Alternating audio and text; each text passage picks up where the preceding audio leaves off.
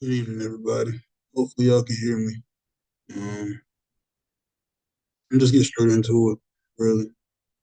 So, this is the PowerPoint for phase two of my senior thesis, which is a industry analysis. Okay, so for phase two, I broke it down into four different topics that I'm covering. And first topic is an external analysis on the overall influence of music in the music industry. Second is popularity and roles as an artist. The third one, which I found to be really important in the process of writing, which is the perspective of success for artists. And the fourth topic is just a glimpse into some of the shady business practices that's been done by record labels over years. So external analysis of music in the industry itself. Music itself is a universal language. Um, you don't necessarily have to speak the language of a song to know the lyrics to it. It happens all the time, especially with something like K-pop, which I'm sure a lot of people are familiar with. Completely different, and it's pretty big in like Western civilization. So completely different language, but people over here still, if they're fans, they kind of know the word for it. Another part I want to talk about, and that's a part of my external analysis, is the amount of musicians who get signed by a major label is actually pretty small. Um, I think just looking at it from like the without doing much research, it would seem like a lot of people get signed and chosen to be a part of these major labels and get deals. But if you really take a step back and look at everything and just think about how many musicians actually exist, a very, very, very small, minute number of people actually get signed by a major label.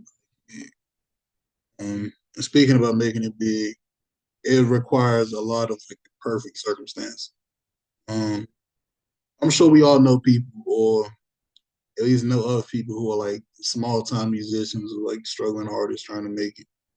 Um, you know, a lot of them they end up in the exact same spot, just a struggling artist trying to make it. And eventually it's like either you will or you won't, you know what I mean?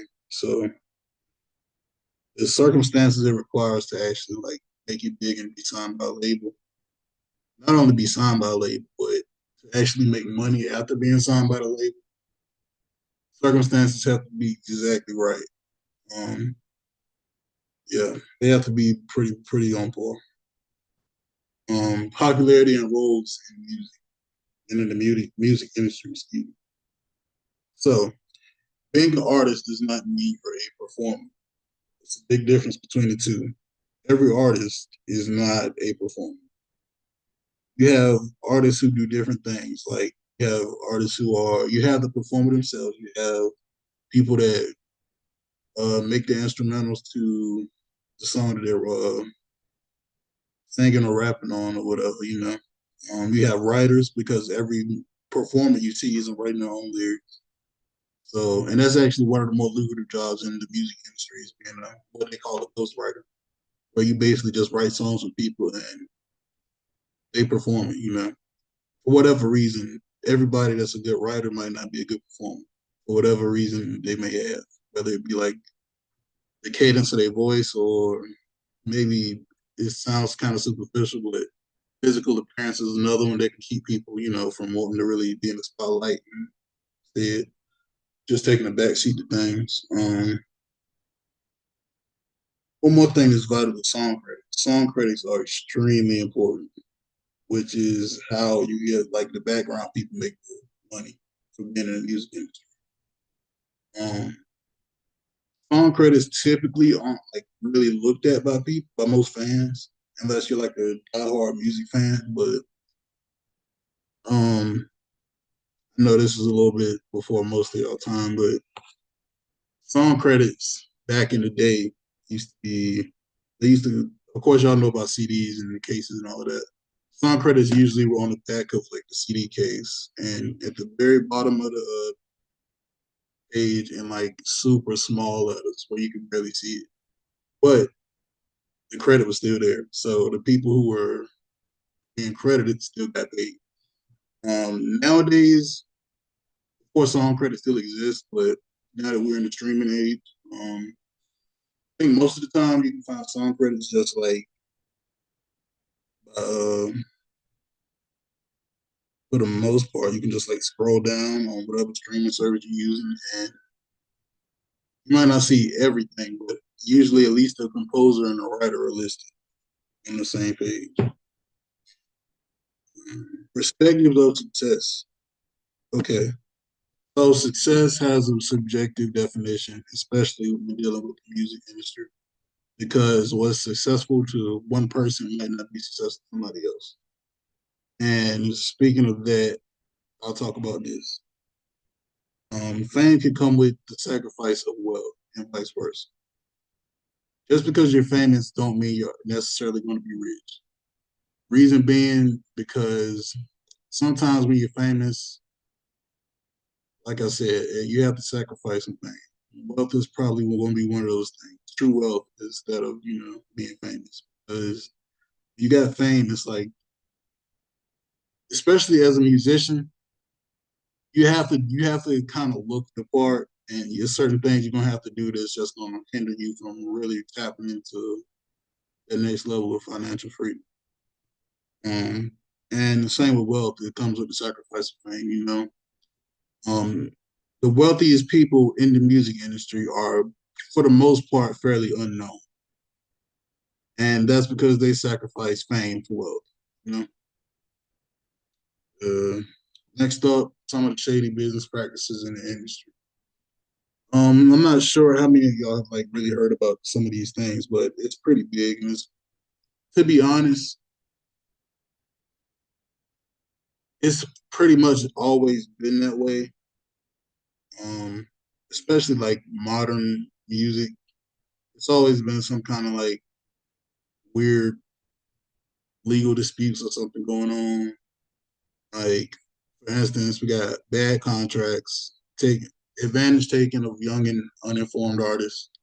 That's a big one. That's a pretty big one. They'll give like a young artist who's probably not only is he young, but chances are he don't really know what money actually looks like. He doesn't know the value of money. So I say he, but excuse me, they might not know the value of money. So they could like basically dangle the carrot in front of their face, and even though it may look like a lot at the time being because of the situation being so bad prior to blowing up and getting the fame and the money, that you can offer them something that looks like a lot to them at the time, but after they, gain experience and start to explore the world and things, they kind of realize, wait a minute, this is a horrible contract. I got messed over on my deal.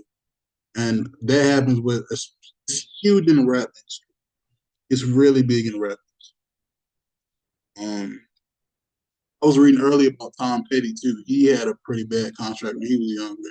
They did the same thing to him. Took advantage of a young kid who was just trying to make it big and, ended up making a bunch of money off of him with them pretty much barely getting anything in return, or at least getting what they really owe. Stealing and hiding money from artists by the label. This is something that's pretty commonplace. Um, I, I think the best example, you might not know him now because he's like kind of an older artist, and I know how a lot of young people are when it comes to knowing older artists, they're really not tapping into them. So it's an artist by the name of Chameleonaire. He had a song back in the day in like 2005 called Riding Dirty. And he was talking about how he wanted out of his label deal because of the money situation was so bad. And I think he said one of his friends gave him the idea to like basically audit the record label. And when he did it, they ended up finding a bunch of money that like the label itself that like basically kept from him. And he just didn't know it because he's assuming that everybody's doing everything right behind him. Like I said, a young artist is, still on the come up or whatever. I think it was a lot of money too. I think it was like it was over $100,000 they were stealing from, which was pretty crazy. He threatened to either be let out of his contract, or he threatened to like kind of expose it that they was going to people, and they let him out of the contract. So I'm guessing not too many people, even probably knew about that was going on, especially with the money, especially being young at that time. And low ethics, really. That kind of ties into everything I said. But another part about low ethics is in the music industry, a lot of record labels have history of just like not only just shady business practices, but like just shady people in general. Like a lot of criminals, and like I know at least once upon a time there was a lot of like mob activity within the music industry and things like that. I'm pretty sure y'all have heard of Frank Sinatra. There's no, see, it's kind of like an open secret now. He's like kind of tapped in with the mob and all of that. I'm sure you know about a lot of the modern rappers, and y'all know how to get their money sometimes. So, um, yeah, just low ethics, really. You know, and these are just some of the resources I got, and that's it. You have a good night.